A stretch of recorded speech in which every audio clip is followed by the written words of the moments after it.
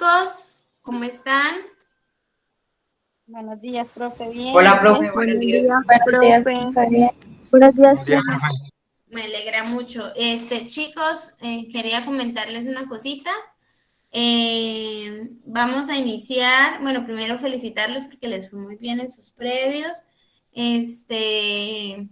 Iba a hacer la socialización del previo, pero pues ya como logré configurarles para que puedan ver qué les quedó mal y eso, entonces pues ya me ahorro ese tiempito.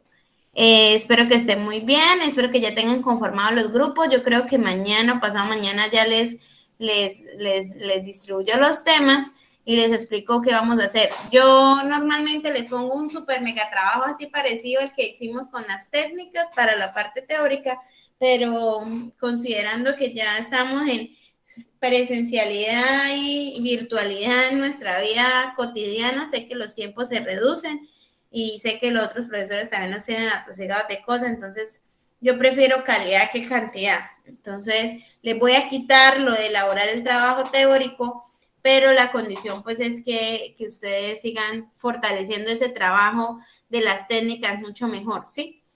O sea, síganlo revisando, síganlo corrigiendo, sigan investigando más, así ya hayan expuesto.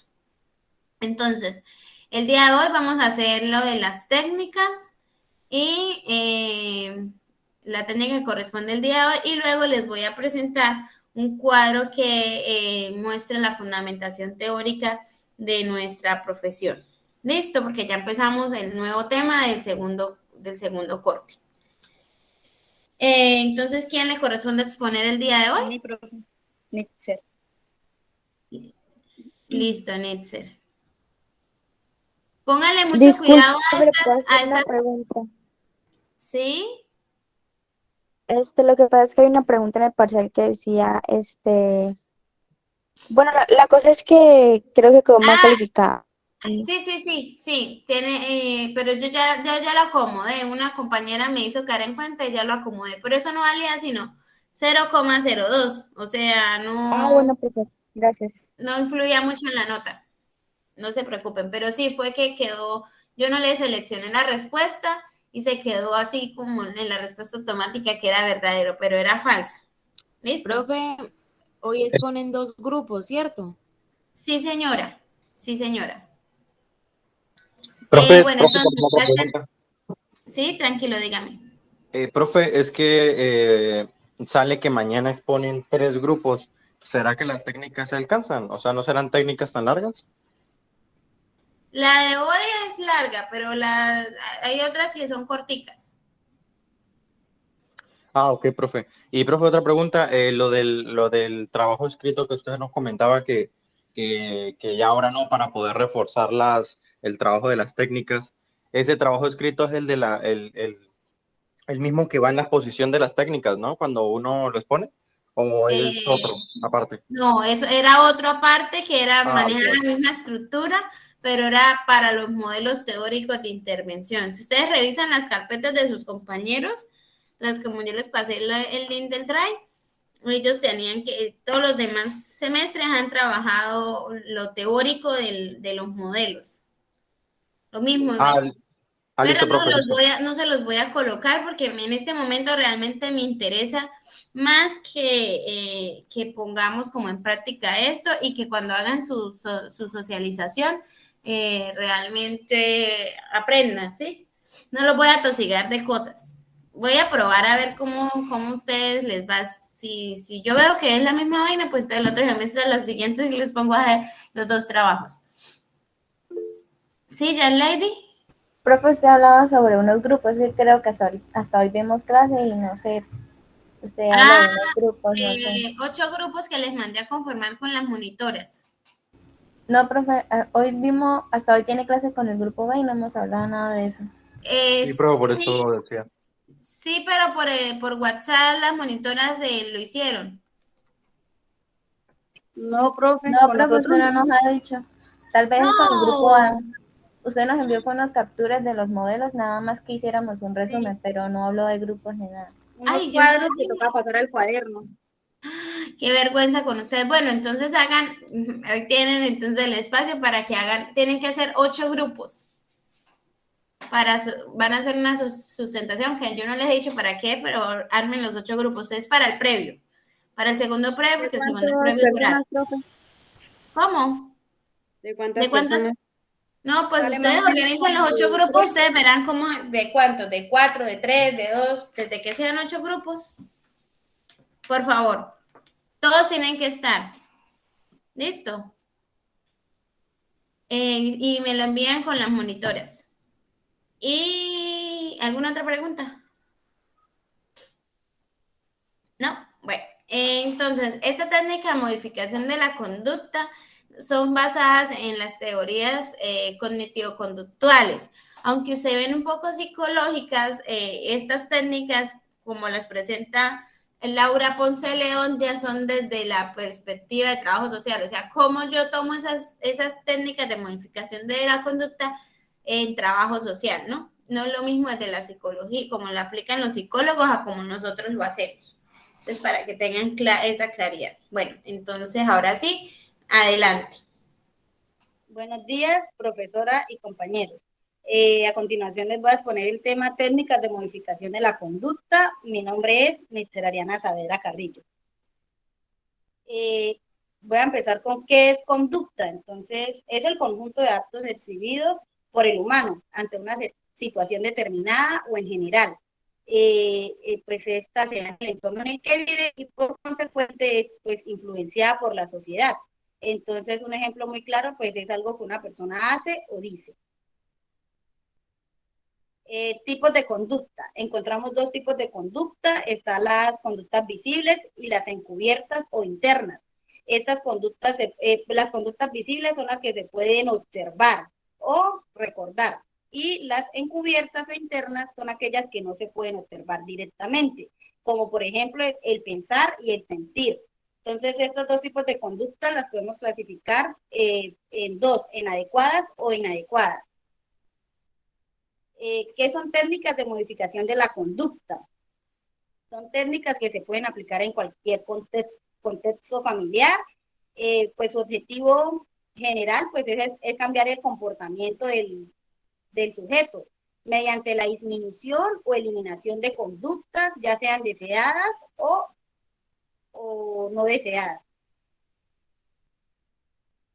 Características de la modificación de la conducta. Estas características pues se pueden medir mediante dimensiones de comportamiento. Entre estas tenemos la duración, la frecuencia y la intensidad. Entonces, la duración es el tiempo en el que se mantiene una respuesta o una serie de respuestas. La frecuencia refleja pues el número de conductas manifestadas o encubiertas. Por lo general o normalmente se emplean con conductas discretas y de poca duración. Y la intensidad o fuerza, pues es una conducta que se puede evaluar pues mediante una escala de valoraciones. Esta escala se puede medir en unos intervalos de 1 a 5, siendo 1 el más bajo y 5 el más alto.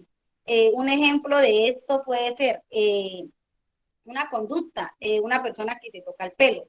Entonces vamos a tomar una duración de 10 minutos. Y pues entonces, como frecuencia, obtenemos que esta persona se toca el pelo 15 veces durante los 10 minutos. Entonces, podemos ver que esta intensidad la podemos evaluar en un escalafón de 4, ya pues por la intensidad en que esta persona se toca el pelo. Encontramos también unas teorías sobre el aprendizaje de la conducta. Entre ellas, pues encontramos el condicionamiento clásico y el condicionamiento operante. El condicionamiento clásico es una teoría pues basada en Iván Pavlov, quien mediante un estudio a un canino notó que los animales, al ser expuestos mediante estímulos de comida, pues con el tiempo para ellos estos estímulos pues ya no va a ser necesaria pues la presencia de la comida. Entonces, como lo pueden observar en la imagen, al animal pues al observar la comida inmediatamente va a salivar, va a tener una respuesta a este estímulo muy apropiada. En el segundo paso le tocan una campana, entonces inmediatamente pues el perro no va a tener ninguna respuesta a este estímulo. En el tercer experimento había comida más la campana, a lo que pues el perro al observar la comida y pues la campana empezó a salivar. Y ya por último, pues después de tener como estas repeticiones a esos estímulos, ya solo tocan la campana y pues inmediatamente el perro va a salivar porque piensa que también proviene la comida. Este es el condicionamiento operante. Esta teoría pues es basada por Skinner, pues que mediante una caja usa el método de aprendizaje, pues en el cual el sujeto, pues en este caso él escogió una rata. Lo que quiere es que pues el sujeto, la rata, pues tenga menos probabilidad, más probabilidad de repetir las cosas o las conductas positivas y menos probabilidad de repetir los problemas o conductas negativas. A continuación encontramos 8 técnicas de modificación de la conducta. Entre ellas encontramos el reforzamiento positivo y negativo, reforzamiento intermitente, la extinción, desvanecimiento, moldeado, castigo, saciación y sensibilización sistémica. Entonces voy a empezar por la primera, reforzamiento positivo. Este es un estímulo pues en el cual queremos que una conducta permanezca o pues que aumente. Entonces un ejemplo de eso es dar las gracias pues a mi mamá por el rico plato que prepara todos los días, pues invitar a una persona pues a tomar algo después de que nos hayamos ayudado mutuamente, dar las gracias siempre. Bueno, la tercera sería la segunda, la primera, el refuerzo negativo. Entonces, eso es una conducta pues poco deseada por el individuo, ya que con esta técnica pues lo que queremos es eliminar o suprimir conductas no deseadas. Entonces, un ejemplo de esto es un niño que le molesta o le incomoda una ropa que el padre le coloca. No se siente bien, le incomoda todo, entonces a esto le vamos a buscar un refuerzo positivo. Entonces, a ese refuerzo sería pues cambiarle la ropa, ponerle algo más amplio, algo con el que el niño se sienta seguro. El refuerzo, segundo, refuerzo intermitente. Este refuerzo se basa a base de recompensas. Estas recompensas no se dan constantes, sino se dan en un límite, o sea, cada tanto. Entonces, cada tanto, pues con cada intervalo. Entonces, para mantener pues a la persona en una expectativa. No peleo.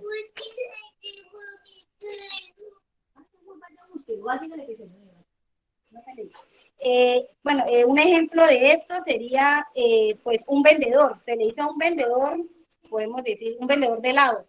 Se le dice a un vendedor que de cada 10 productos va a obtener como recompensa un producto. Entonces, pues obviamente esta persona pues va a querer estar a la expectativa, querer vender. No peleé. Ven, dígale que le carro. No la quieran. Bueno, esta persona pues va a querer vender y pues obtener su recompensa a la medida de que así como va vendiendo, va obteniendo su recompensa. Seguimos con la técnica de la extinción. Esta se basa en omitir los estímulos positivos y negativos, ya que esos, que se mantienen, pues, o sea, estímulos pues prácticamente más que todo negativos, que mantiene pues una persona. Entonces lo que queremos es desaparecerlos. Entonces, un ejemplo de esto sería que cuando un niño llora porque lo mandan a bañarse, entonces este niño llora, grita, hace pataleta, bueno, entonces pues la persona, la mamá, obviamente al tener el niño estas conductas, pues va a querer regañarlo, castigarlo, pegarle, bueno, etcétera. Entonces, lo que queremos con esta técnica es actuar de una manera contraria, en el sentido de no prestarle atención al niño, de como ignorarlo en el sentido de sus pataletas, sus berrinches, hasta el punto en que el niño sienta que lo que él está haciendo, pues nadie le está prestando atención y pues el niño entiende que lo que haga no va a servir para nada. Entonces, así pues inmediatamente se acaba esta conducta. La cuarta es el desvanecimiento. Esta conducta se trata pues de acompañar a una persona pues en una conducta, o sea, una persona ayudar a otra mediante conductas de ayuda.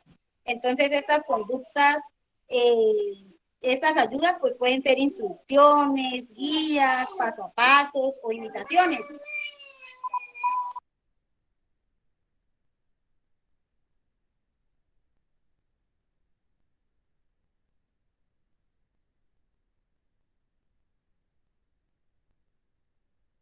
Entonces, estas guías, bueno, hasta de tanto pues mostrarle a esta persona estas guías o ayudas, pues esta persona pues con el tiempo, a la medida que va aprendiendo, pues se van eliminando. Entonces, un ejemplo sería el manejo de la bicicleta. Entonces, pues uno principalmente pues lo que le enseña al niño.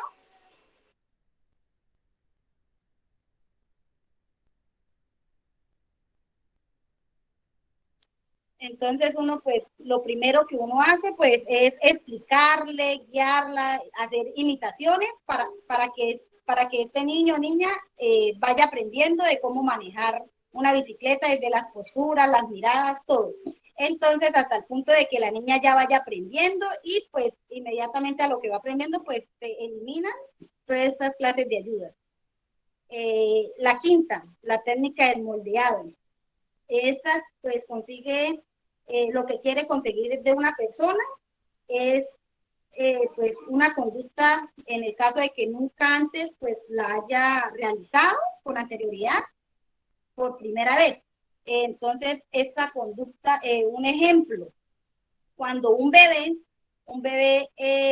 empieza a hablar, entonces digamos el niño dice papá, entonces uno como padre empieza a decir pa o ma, hasta el punto en que de tanto decirle al niño, el niño va aprendiendo a hablar y va aprendiendo a pronunciar estas palabras, ya hasta el punto que dice papá o mamá.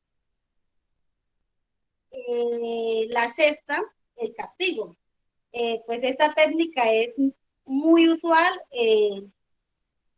aplicada pues prácticamente en los niños. Entonces, pues esto contiene una consecuencia inmediata después de una conducta no deseada. Y pues queremos con esto de que esta conducta no vuelva a aparecer. Un ejemplo de esto es cuando un niño se porta grosero con un compañerito del salón. Entonces, la maestra, pues al observar esta conducta, le va a aplicar un castigo. Entonces, ese castigo puede ser que el niño le vaya y le dé 10 vueltas a la cancha en un rayo de sol impresionante. Entonces, el niño obviamente se hace sentir fatigado, cansado y pues obviamente con la mentalidad de que no lo va a volver a hacer porque ya sabe qué consecuencia va a obtener. La séptima, la saciación. Esta pues está basada en presentar una conducta de manera excesiva, pues hasta el punto de llegar a una debilitación y a llegar a una debilitación. Entonces, esta conducta, un ejemplo sería cuando a un niño no le gustan las verduras y siempre come, que lo único que le gusta comer es la carne y su comida normal, excepto la verdura. Entonces, la madre pues le va a hacer siempre el mismo plato, del almuerzo el mismo plato, el mismo plato, hasta el punto en que el niño llegue, de que ya se siente hastiado de comer lo mismo, de que, bueno, o sea, hasta el punto de llegar a hastiarse. Entonces, este niño inmediatamente pues le va a decir a la mamá que quiere comer de lo que ellos comen.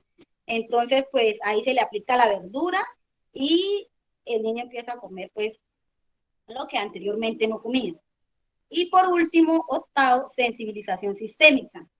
Esta técnica es muy usada y pues especialmente en la fobia y en la ansiedad. Entonces, esta técnica pues la realizan mediante pasos, que son 3 pasos, que el primero pues está formado por la relajación. Entonces, la persona se relaja, se acuesta, bueno, entra en un relajamiento. La segunda, después de haberse relajado la persona, es jerarquizar los miedos, entonces, o las situaciones temidas. Entonces, en este caso sería, digamos, que le tenga miedo a un sapo, una persona que le tenga miedo a un sapo. Entonces, en esta jerarquización, pues lo que queremos es que la persona imagine imagine que el sapo está cerca de él, que lo detalle, bueno, cosas así. Y por último, es exponer pues a esta persona ante esta situación, ante esta situación temida. Entonces, en este caso sería traer un sapo que él lo pueda mirar frente a frente, que es real, y así ir a evitar pues esta técnica pues, de temores o de ansiedad. Evaluación conductual. Entonces, esto implica pues la recogida de análisis de datos o de información. Entonces, como primero tenemos identificar y definir los objetivos. Segundo, identificar posibles causas de la conducta. Y tercero, guiar la selección de un tratamiento apropiado. Y por último, evaluar el resultado de la intervención. Entonces, con esto lo que queremos es hacer un análisis funcional muy adecuado para que el enfoque que queramos realizar en cualquier conducta que pues manifieste el sujeto, entonces es como saber qué técnica debemos aplicar ante esta problemática que tiene la persona. Y pues así inmediatamente mediante esta técnica hacer la desaparición o invertirla o eliminar la conducta. Y muchísimas gracias.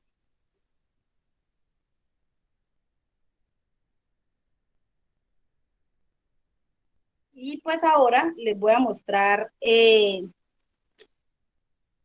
las técnicas, pues a mí me correspondió el formato de técnicas paso a paso. Entonces, en el Drive ya subí todos los Word, donde en cada técnica va a haber un paso a paso que los va a guiar. Entonces, digamos, el de la técnica de sensibilización sistémica. Entonces, como ya les había explicado, se incluyen pues tres pasos. Está la relajación, la jerarquización de ansiedad y la práctica en imaginación, que pues es muy similar a la jerarquización de ansiedad. Y por último, pues la desensibilización propia. Entonces, lo que yo les estaba comentando, que ya la persona pues pasa a observar a la vida real, pues dicho temor. Y así pues sucesivamente con todas las técnicas.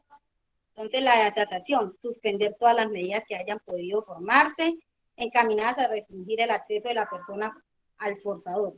El segundo, proporcionar el reforzador positivo frecuente y repetidamente a lo largo de varios días o semanas.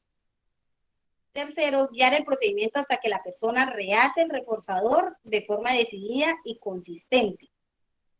Y cuarto, combinar la asociación con procedimientos positivos de reducción como el reforzamiento diferencial de la conducta y el reforzamiento diferencial de la conducta incompatible.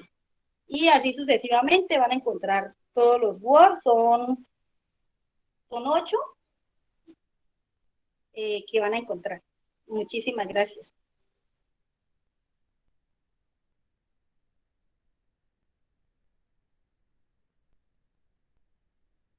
Muy bien, Nitzer, yo creo que quedó claro. No sé si tengan alguna pregunta. No, profe. Bueno, excelente, Nitzer, y la felicito por haber hecho el ejercicio de crear el formato para cada uno. Entonces, como les explicó su compañera, hay técnicas que pues ustedes no me van a poder mostrar que las aplicaron, pero que ya las aprendieron para que las pongan en práctica cuando estén. De hecho, hay técnicas de modificación de la conducta que a veces se emplean durante la aplicación de otra técnica, así como la entrevista, por ejemplo, y así sucesivamente, o la visita domiciliaria. Entonces, pues es importante que las conozcan y que la vean desde esa perspectiva de trabajo social. Como nosotros tomamos elementos desde la psicología, pero el análisis, la interpretación y el uso es netamente desde la perspectiva del trabajo social. Bueno, siguiente persona.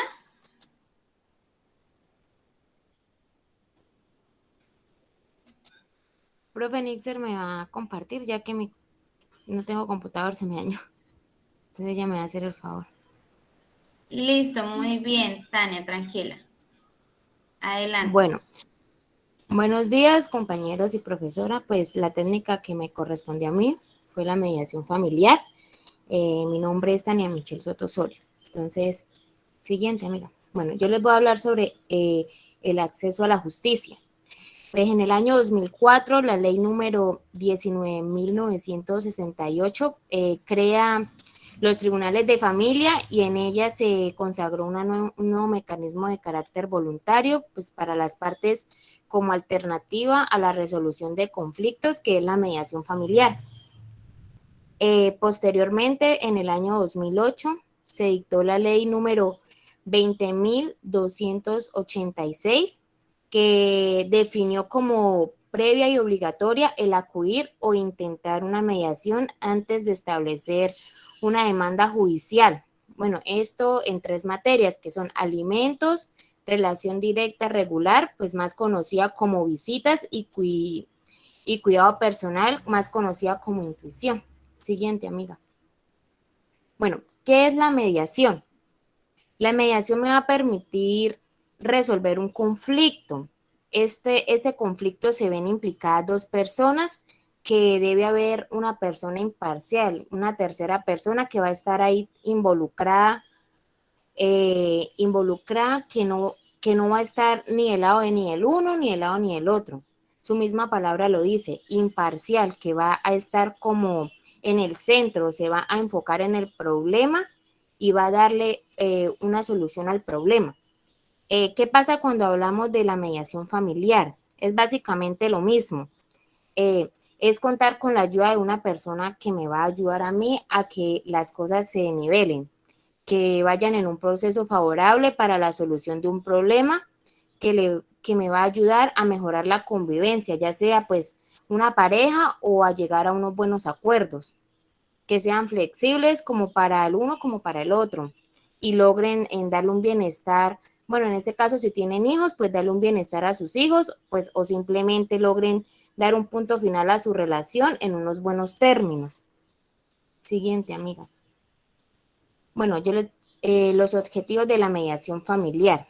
Entre los objetivos miramos que la mediación familiar, como ya lo he repetido pues anteriormente, va a facilitar que se establezcan una serie de acuerdos entre la pareja y pues puede haber una solución posible al problema. También va a aumentar el proceso de respeto y la confianza. ¿Por qué? Porque tanto el uno como el otro va a enfatizar en estos 2 valores que son pues importantes pues para lograr un mayor comprendimiento, así logrando tener una mejor relación pues para poder llegar a un mejor acuerdo. Aquí también nos dice que la mediación familiar corregirá percepciones e información falsa que se pueda tener respecto al conflicto entre los implicados en este. ¿Por qué? Porque al haber esta mediación, porque al haber una persona que está viendo esto ante otros ojos, no lo está viendo ni por el lado ni el uno, ni por el lado ni el otro, sino lo está viendo de una manera objetiva. Entonces, ¿qué va a hacer él? Él va a lograr corregir lo que no se ve bien ante los ojos de nadie. Va a lograr conseguir como un punto intermedio donde ambos van a lograr en llegar a un común acuerdo. También dice que creará un marco que facilita la comunicación entre las partes y la transformación del conflicto. Acá vuelven y nos repiten todo lo que he hablado anteriormente. ¿Por qué? Porque va a facilitar la comunicación entre estas 2 personas, porque puede ser que pues cuando lleguen a las manos del mediador estén en un conflicto, estén discutiendo, llegando así a que no se van a poder entender. Entonces el mediador va a lograr que esto cambie, va a facilitar las cosas, logrando un cambio entre estas 2 personas y solucionar un conflicto que ya está establecido. Siguiente, amiga.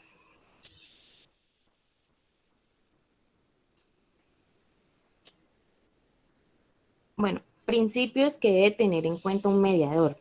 Primero que todo, y el más importante, es intereses superiores del niño. ¿Por qué? Porque en ningún momento se debe vulnerar los derechos de los niños. El bienestar que el niño debe tener, bueno, en el caso que la pareja tenga hijos, no se le debe por nada del mundo vulnerar sus derechos. El segundo principio es la voluntariedad. bueno, ellos deben estar en un común acuerdo, deben querer recibir la ayuda de un mediador. ¿Por qué? Porque pues si no están de acuerdo, va a haber conflicto y no van a escuchar al mediador, no van a escuchar nada. Entonces se va a generar un problema peor y por eso se habla de una voluntariedad. Debe ser un proceso voluntario, querer arreglar las cosas de la mejor manera. El tercer principio es la igualdad. Esto lo debe percibir el mediador. El mediador no debe tener preferencias por nadie, debe estar en los dos lados, debe estar estar muy acorde al papel que él debe estar cumpliendo, pues para poder darle una solución al problema. El cuarto principio, que es la confidencialidad. Bueno, esto quiere decir que el mediador debe guardar y reservar todo lo visto y escuchado en la sesión. Lo que él hable no lo puede divulgar con otras personas. Todo eso va a quedar ahí en la sesión. El quinto principio, la imparcialidad. Bueno, acá vuelven y nos repiten esto. Pues miren lo importante que es. No debe haber preferencias por ninguna de las dos partes que están involucradas dentro del problema. Debe ser imparcial. Ninguna actuación debe comprometer más al uno que al otro. Debe de estar de una manera neutra para que se solucione de la mejor manera el conflicto, el problema. Y el sexto principio son opiniones de terceros. Bueno, estas suelen ser importantes pues en algunas ocasiones cuando no logran llegar a un acuerdo. Entonces el mediador va a escuchar a unas terceras personas que le van a dar opiniones desde lo que ellos ven hacia afuera, porque lo que ellos ven hacia adentro solo lo vive la pareja. Entonces, las opiniones de terceros a veces pues es necesario para que el mediador pueda llegar a una mejor solución o a una mejor respuesta de lo que está sucediendo. Siguiente, amiga. Bueno, características que debe reunir el mediador familiar. Bueno, acá nos resumen todo lo que pues se ha hablado anteriormente. Acá vuelven y nos repiten que debe mostrarse imparcial, debe ser pacificador, o sea, que debe ser pacífico, que no es que las personas van a estar peleando y pues el mediador entre a pelear. No, porque pues entonces se va a formar una guerra ahí, pues esa no es la idea es que todo termine pacíficamente. También dice que debe facilitar la comunicación. ¿Por qué? Porque él va a estar ahí mirando que la pareja pueda llegar a una buena conversación. También debe motivar y ser motivador. ¿Por qué? Porque él debe motivar a las personas que quieran reconciliarse, a que quieran llegar a un acuerdo.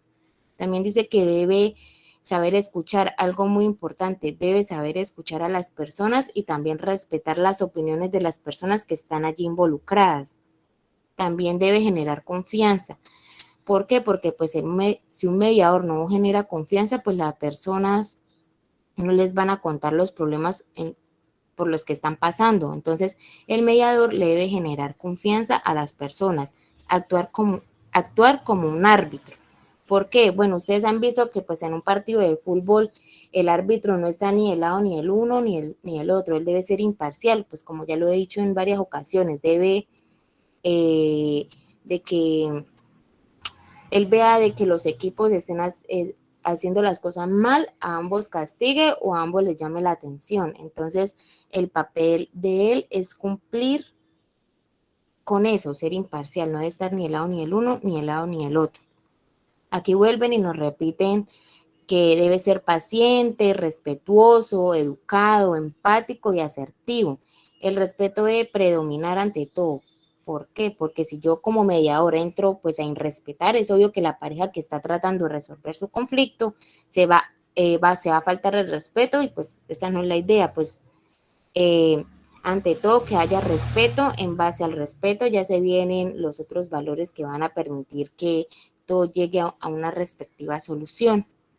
También dice que practicar la participación democrática. El mediador debe escuchar a las dos partes, debe tener empatía en las dos partes, debe ser flexible, oír respetuosamente, pues ya que hemos repetido anteriormente, saber escuchar, para poder llegar al mejor acuerdo posible. También habla sobre ser prudente, discreto, modesto y natural. Acá vuelven y nos repiten pues todo lo que he hablado anteriormente, todo lo que ya he venido hablando. También dice que mostrar convicción en lo que se hace, en lo que hace. El mediador debe estar convencido y debe presentarle a ellos esa respuesta que ellos están buscando, convenciendo a que va a haber una posible solución, porque si el mediador entra con miedo en decirle algo que les vaya a herir, pues ese no es el papel que él debe estar cumpliendo. También dice que debe ser crítico, analítico. El mediador debe ser crítico, pues, de lo que escucha, debe hacer una autoevaluación de cada una de las dos personas para lograr que cada una de las dos personas se autoevalúe y mire pues en qué es lo que están fallando para que logren ser más analíticos, más críticos de lo que está sucediendo dentro de la relación. Siguiente, amiga. Bueno, le voy a hablar sobre las ventajas de la mediación familiar. Obviamente, pues entre las ventajas se debe visualizar unos protagonistas, unas personas que van a estar involucradas en el problema, van a tener un espacio pues donde van a exponer cada una de sus cosas, las cosas que le molesta de su pareja, lo que no han logrado ponerse de acuerdo, y así pues el mediador va a poder evaluar esto y pues darle una posible solución, una solución pues que debe convencer a las dos partes. Miren tan importante que es pues el papel del mediador, debe darle una solución que a ellos los convenza. La segunda ventaja es el foco del futuro. Bueno, el mediador debe pensar en un futuro para esa familia. Puede ser que en el momento pues se vayan a divorciar, pero si tienen hijos siempre pues va a haber algo que los va a unir. Entonces el mediador debe crear un futuro para esa familia, un futuro donde no se vea involucrados ante pues todos los derechos de los niños, el derecho a estar con su papá, con su mamá, el derecho en el que papá debe aportar para su educación, su crecimiento, asimismo la mamá. ¿Por qué?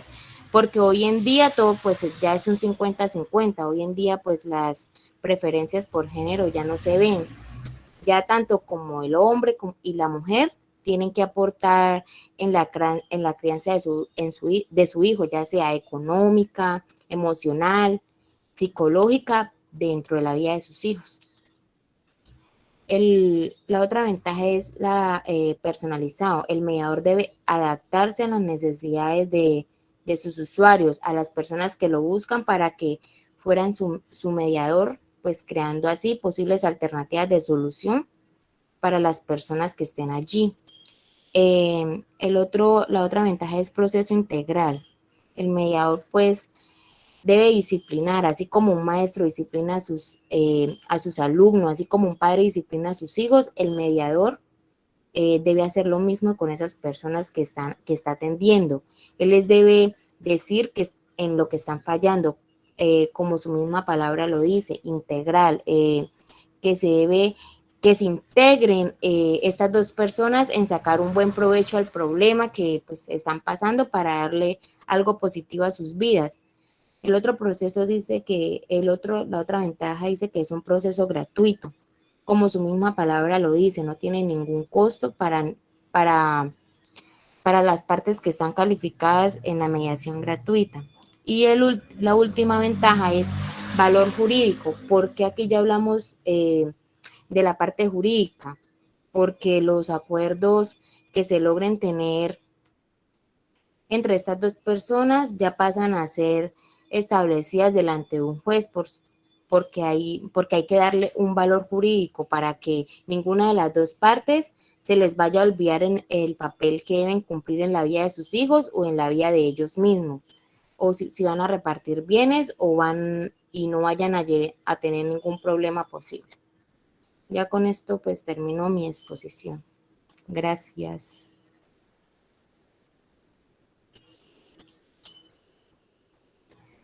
Amiga, el formato.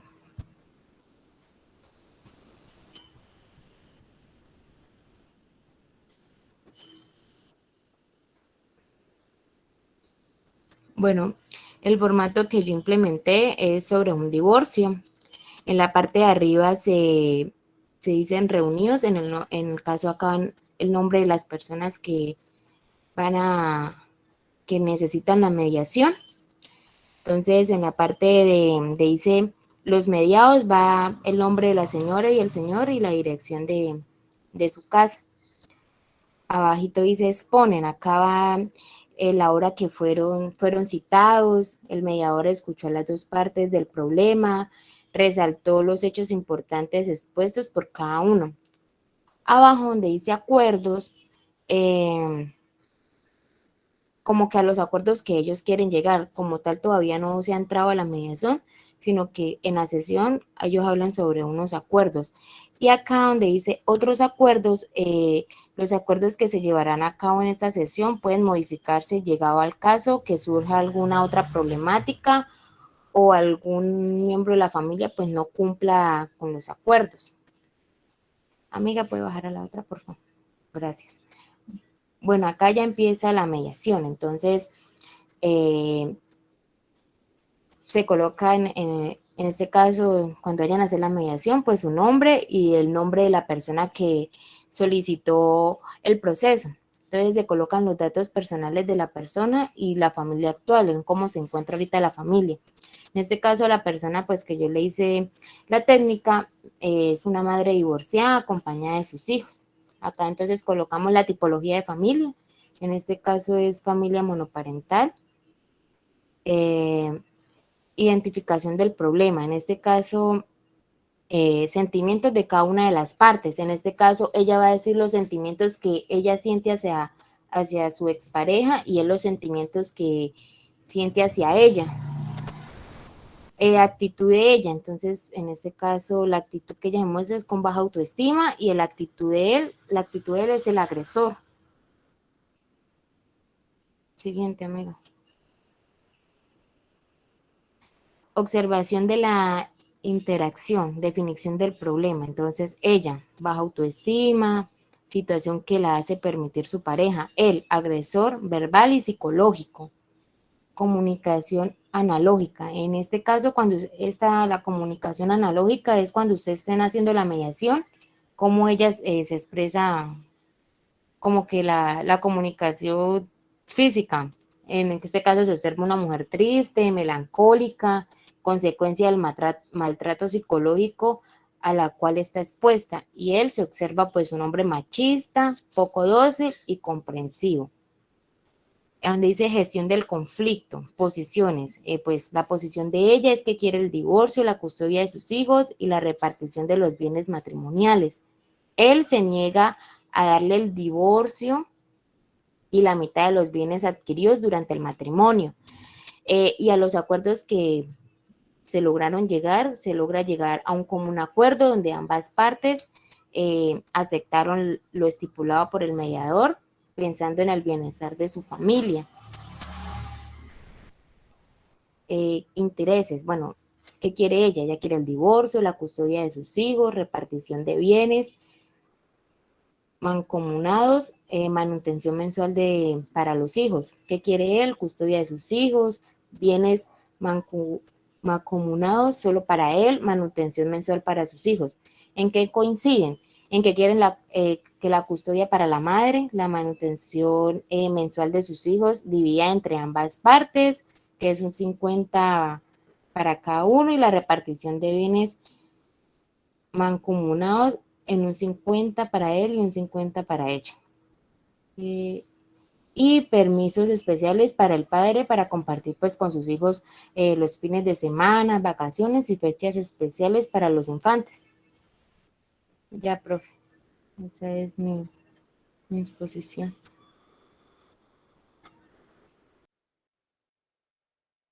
Excelente, Tania. ¿Usted creó el formato? Profe, yo lo modifiqué al divorcio, a la técnica que iba a aplicar. En este caso por eso, pero lo tomó de algún lado o pues sí, le hizo ajustes, ¿sí? Sí, señora. Excelente, no, está súper chévere, está muy chévere, felicitaciones. ¿Tienen preguntas, dudas, inquietudes?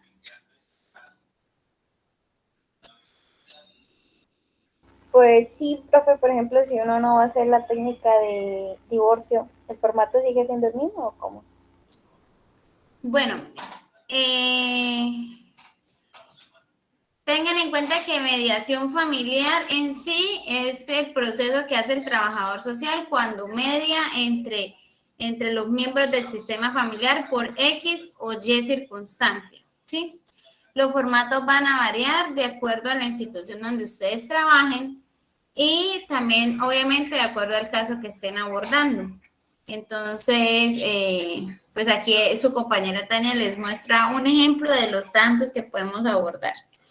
Realmente, pues nosotros somos los que creamos nuestros propios formatos en algunos casos y la idea es que podamos hacer el ejercicio precisamente de generar ese espacio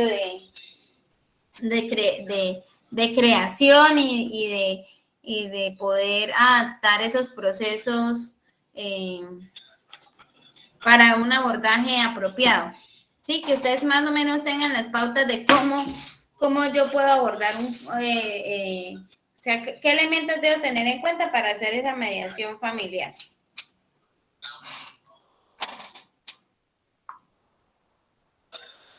¿Alguna otra pregunta? Profe, y por ejemplo, pues al momento de hacerlo nosotros con la persona que estamos, y las dos personas, tanto yo como trabajadora social como ella, nos imaginamos que, no sé, pues se va a divorciar para poder hacer eso. Ajá, Por, sí. ¿sí? Sí, puede ser eso, o si ustedes quieren proponer un nuevo formato para hacer la mediación familiar, también lo pueden hacer. Los dejo a la libertad de creación de ustedes.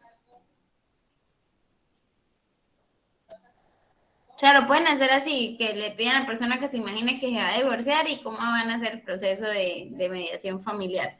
¿Sí? O pueden hacerlo, crearse uno para otra situación. Procesos de custodia, por ejemplo, quién cuida, alimentos, bueno, todo eso.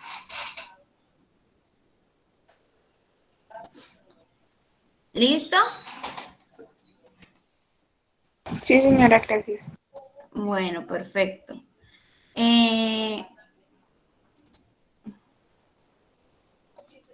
Son las 10:50. Bueno, entonces vamos a empezar con la parte de la fundamentación metodológica de trabajo social para empezar este nuevo corte.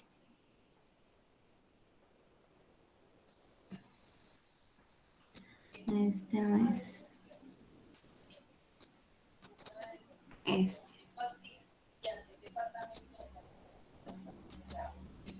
Listo. Chicos, una pregunta, ¿ustedes alcanzan a escuchar lo que hablan al fondo? Pero muy poco. Profes, no, se oye Bueno, muy pasito. No, me orgullo. Ah, bueno, sí es que estoy en otra reunión, pero no quiero perder clase con ustedes, entonces.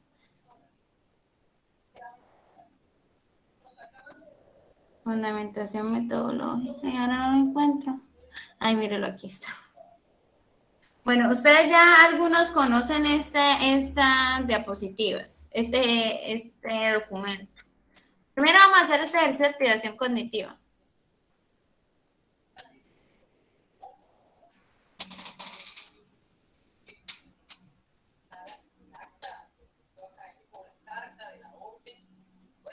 ya, profe.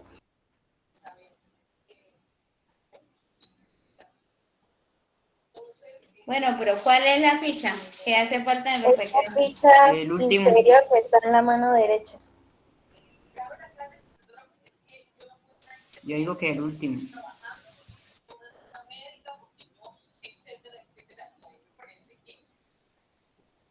Muy bien, es esta. ¿Y esto qué tiene que ver con lo que vamos a ver hoy, que es de los fundamentos teóricos del trabajo social de caso? Todas las piezas que conforman, ¿sí?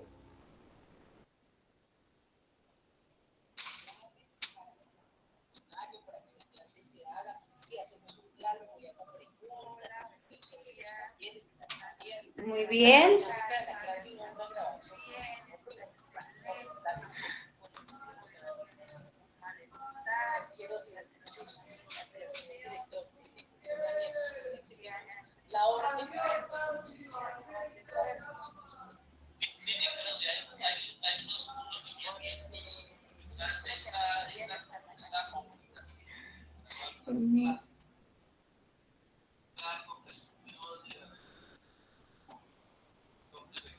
Ay, chicos, qué pena.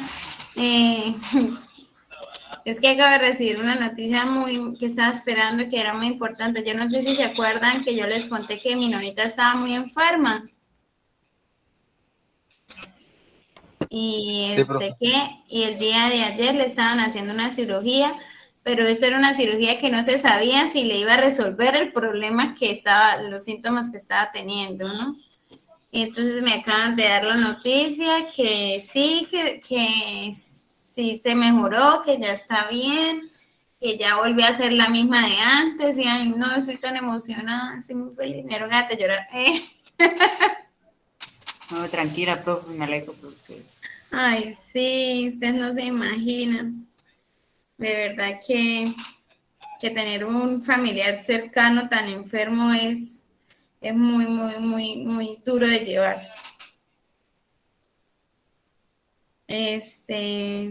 Muchas gracias por su comprensión. Y ahí, pues ahí vamos. Yo les cuento porque ustedes son mis hijitos y así ustedes también me cuentan sus cosas, yo también les cuento las mías. Ay, bueno, entonces, ¿quiénes vieron ya este mapa conceptual? ¿Sí se acuerdan? Que yo se los puse a hacer una vez.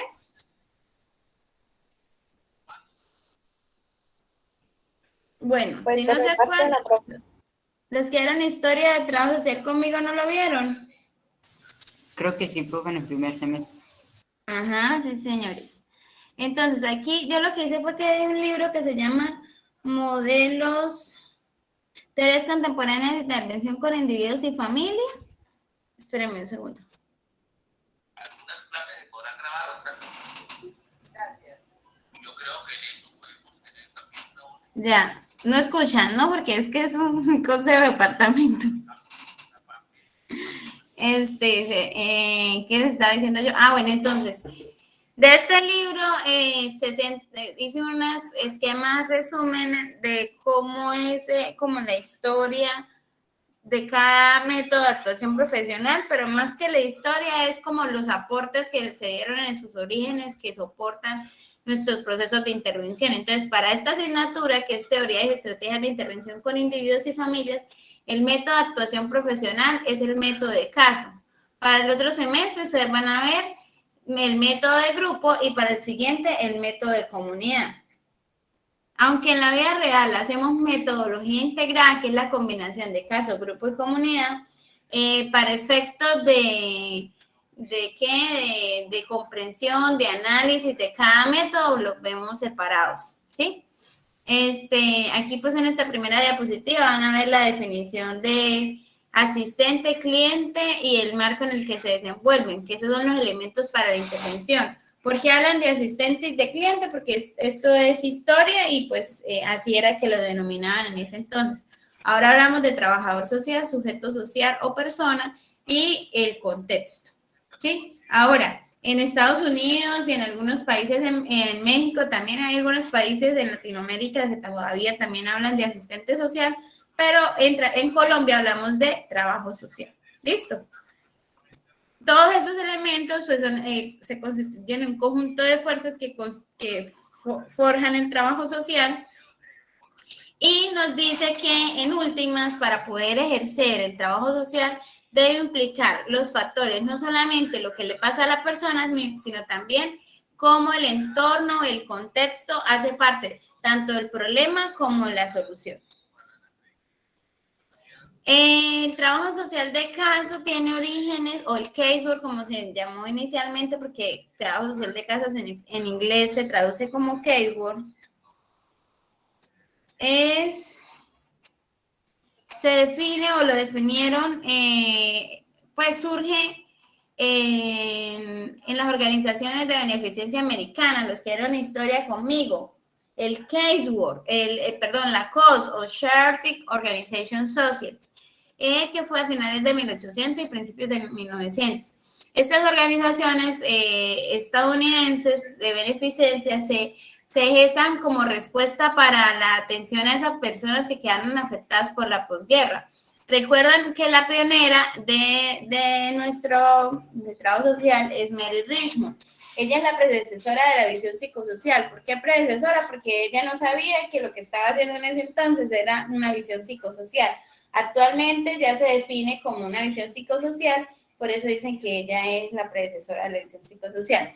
Ella era enfermera y se formó en una escuela positivista. Lo positivista está muy ligado al método científico, a la relación terapeuta-cliente. Es una relación muy vertical, muy fría, donde yo como trabajador social soy el que sé todas y le digo qué es lo que tiene que hacer al usuario. El usuario hace mis orientaciones y el problema se resuelve. Actualmente hay muchas corrientes de trabajo social en la intervención. Está la positivista, la funcionalista, la marxista, está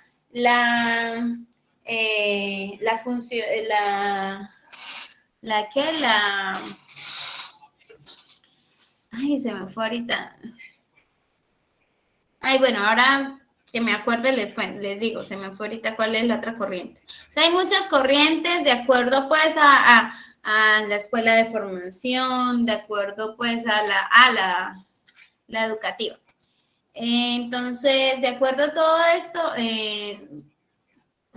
eso va a generar que el trabajador social también tenga como unas características particulares. Entonces, Mary Richmond, como pionera del case work, ella escribe su libro que se llama Social Diagnosis y ella define el trabajo social como ese conjunto de métodos que desarrolla la personalidad, reajustando consciente e individualmente el individuo a su medio, por lo que les estaba diciendo. Ahí era el problema era que los individuos, las personas tenían problemas para adaptarse al medio. Entonces, el trabajador social, ¿qué hacía?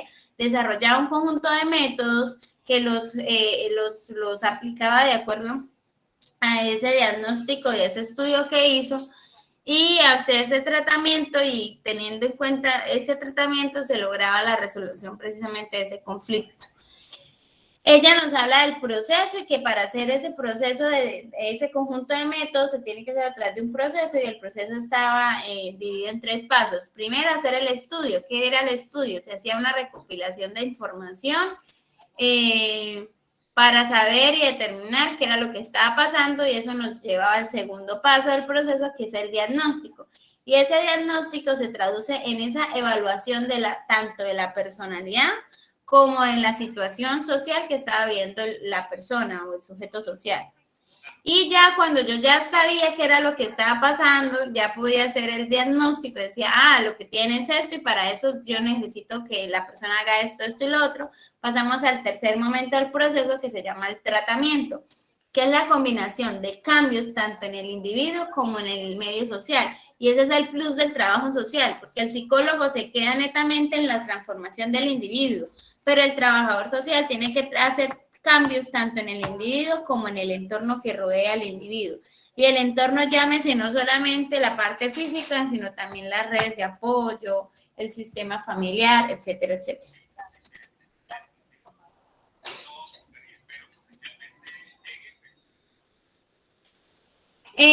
También en su libro de Social Diagnosis, ella nos habla que existen 3 tipos de evidencia: la evidencia real, testimonial, circunstancial. La evidencia real es cuando el trabajador social, la persona va directamente, busca al trabajador social y le cuenta qué es lo que está pasando y le refiere a la situación.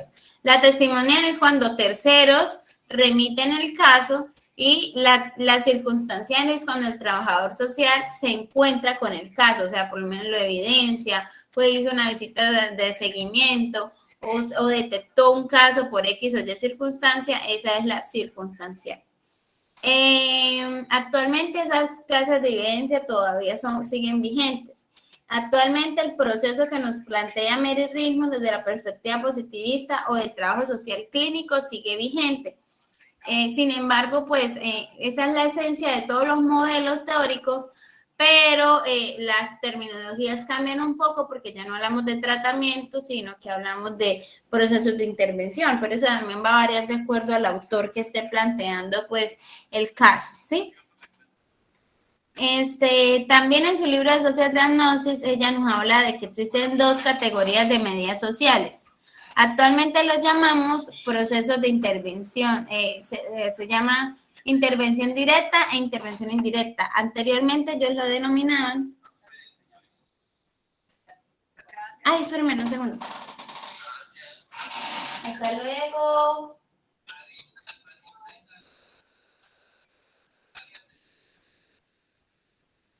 Sí, claro, sí, señor. Chicos, me tengo que ausentar porque el director de departamento dijo que necesita decirme algo. Vayan mirando ahí y ya les hablo. Sí, espérenme un segundo. Sí, profe, tranquilo. Mi jefe me llama. ¿Sí, señor?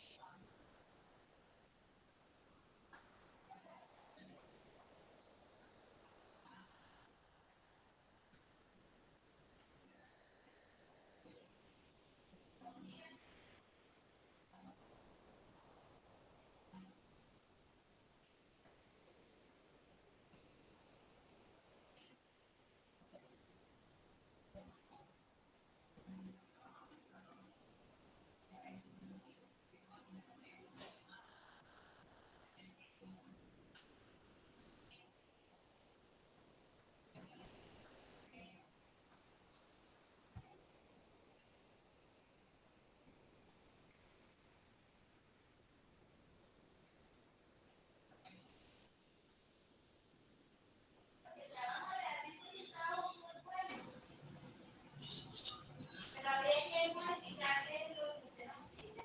Nosotros ya le habíamos dicho a ellos, pero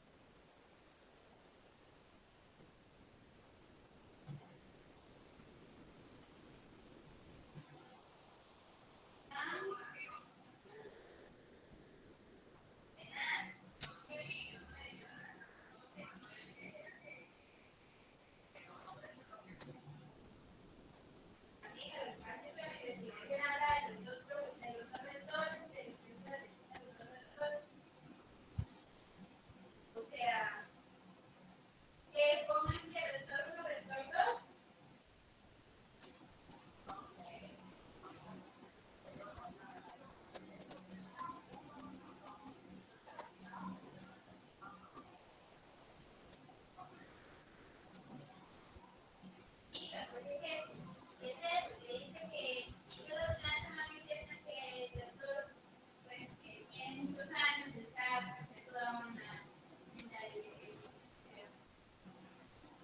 Lo único que pongan eso, retorno, retorno, ¿cómo más podrían colocarlo?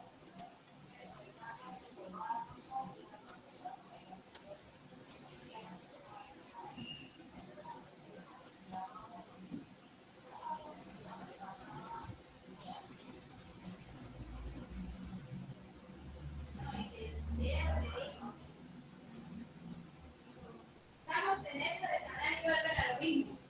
¡Ah!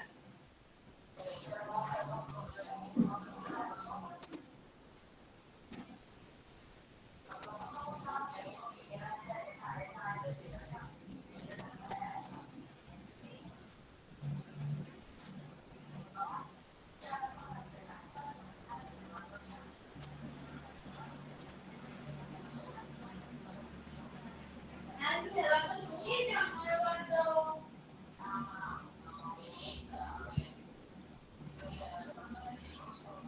Pero ustedes llaman, llamémoslo de las dos, ¿no?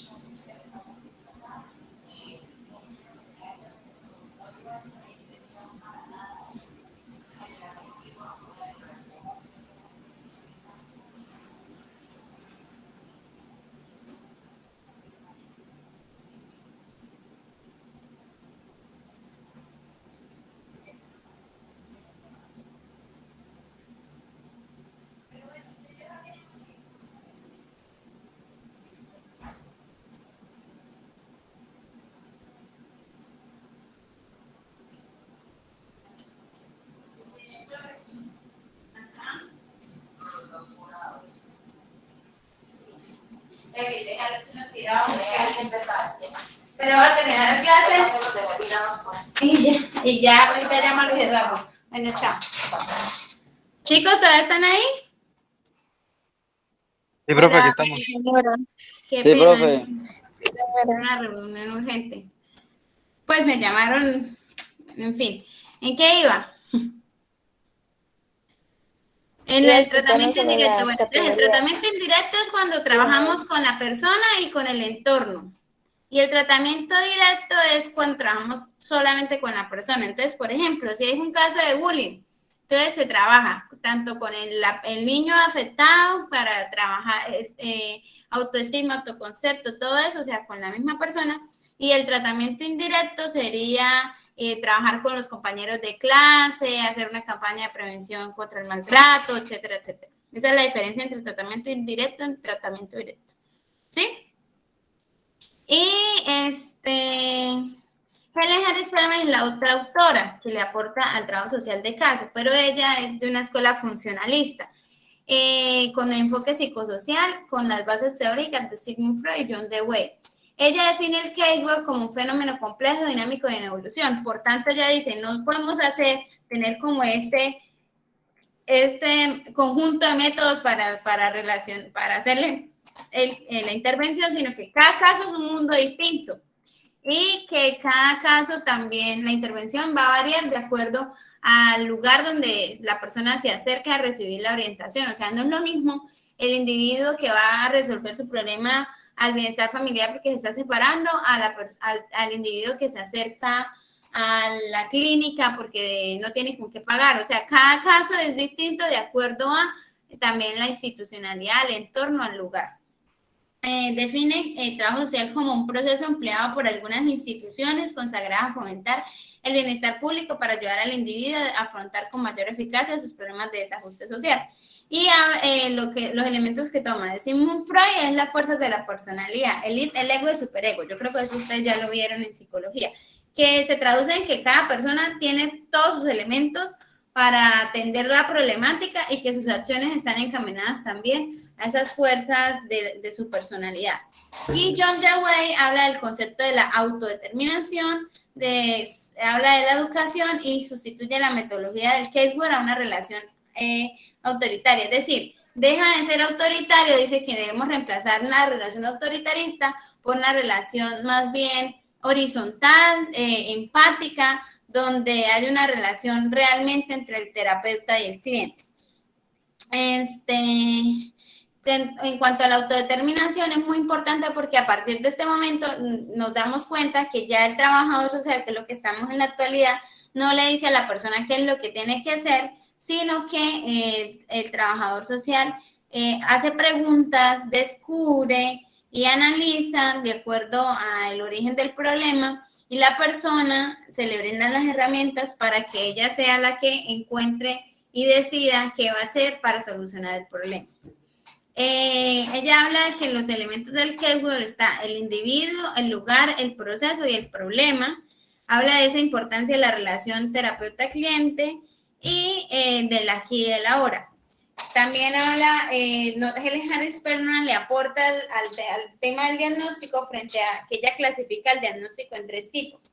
El diagnóstico dinámico, el clínico y el etiológico. El dinámico es cuando yo estoy escudriñando el problema desde los diferentes factores, ya sean físicos, personales, físicos, psicosociales, psicológicos y sociales, ¿sí? O sea, yo escudriño que ese problema que está teniendo tiene o se involucra de acuerdo a esos factores psicológicos, físicos y sociales.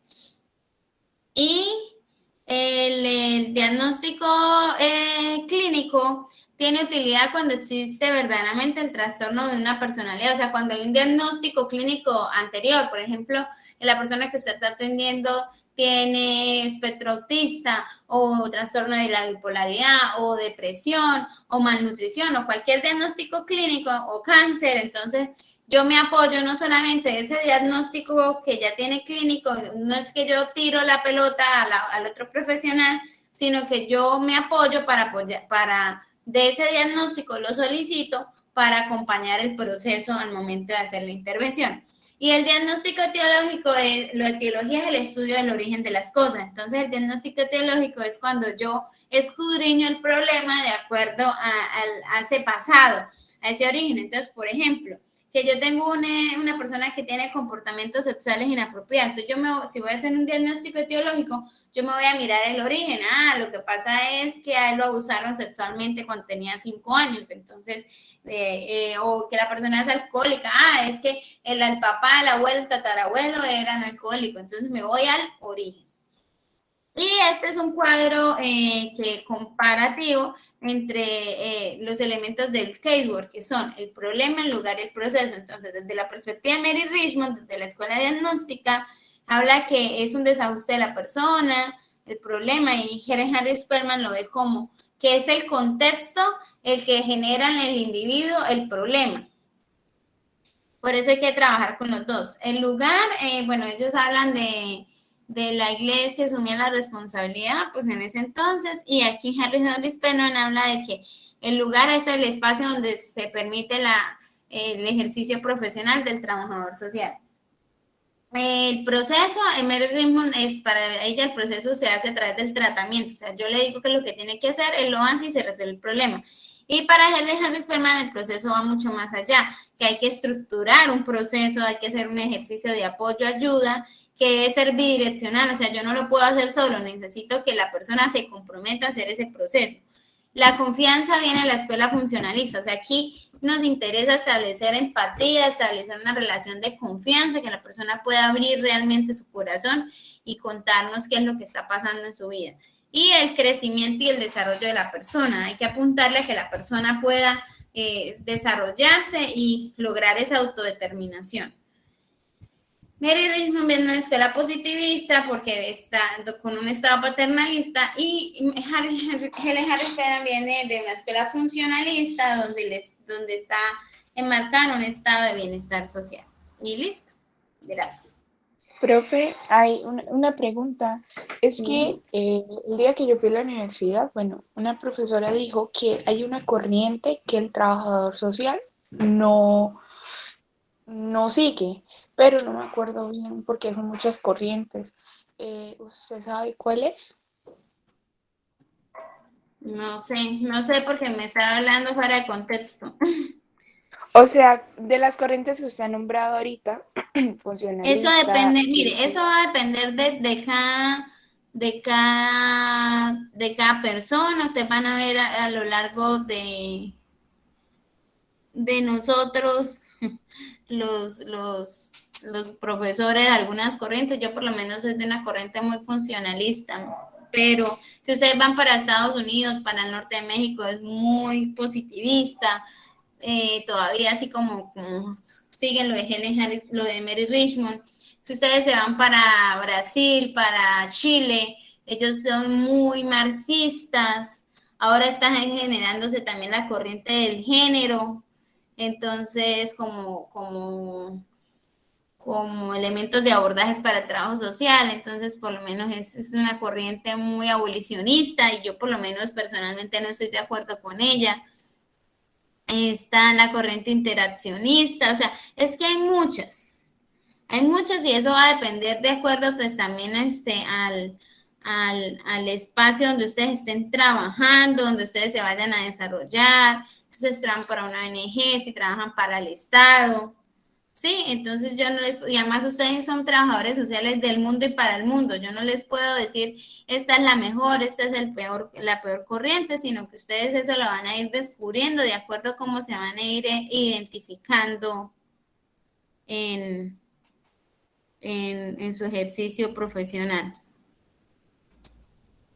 Listo, profe, gracias. No sé si resolví su pregunta, la dejé con más preguntas. No, sí entendí. Gracias. ¿Listo?